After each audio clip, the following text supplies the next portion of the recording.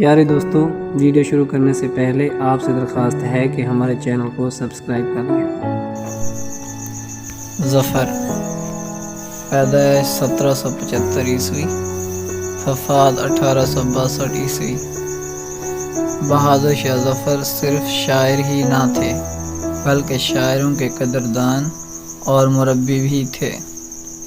تخت نشین ہونے کے بعد انہوں نے اہل کمال کی ایسی سرپرستی کی کہ لال قلعے کی زندگی میں پھر سے بہار آ گئی اور شعر و سخن کی محفل نئے سرے سے آراستہ ہوئی۔ بہادر شاہ مرزا ابو الظفر اکبر شاہ ثانی کے بیٹے اور خاندان مغلیہ کے آخری تاجدار تھے۔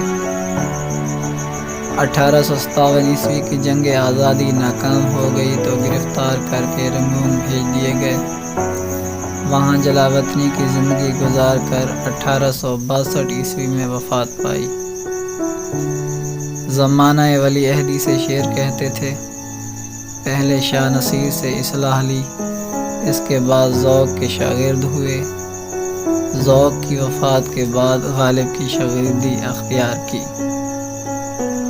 محمد حسین آزاد کا دعویٰ ہے کہ ان کی بہت سی غزلیں ذوق نے کہہ کر دی ہیں۔ اس کی تائید یا تردید میں کوئی ثبوت تو موجود نہیں، لیکن کلام کے مطالعے سے اندازہ ہوتا ہے کہ یہ الزام بے بنیاد ہے۔ دونوں کا انداز الگ تھا، اس لیے ظفر کا کلام صاف پہچانا جاتا ہے۔ ظفر کا رجحان ہند کی طرف زیادہ ہے۔ فن موسیقی کی مہارت نے بھی ان کی شاعری میں ایک خاص رنگ پیدا کر دیا ہے اور اس میں ایک دلکش ترنم نظر آتا ہے۔ یہ ترنم ہندوستانی موسیقی کا رنگ و آہنگ رکھتا ہے۔ جدید اردو گیت کا بانی بھی ظفر ہی کو سمجھا جاتا ہے۔ کلام کا نمونہ یہ ہے،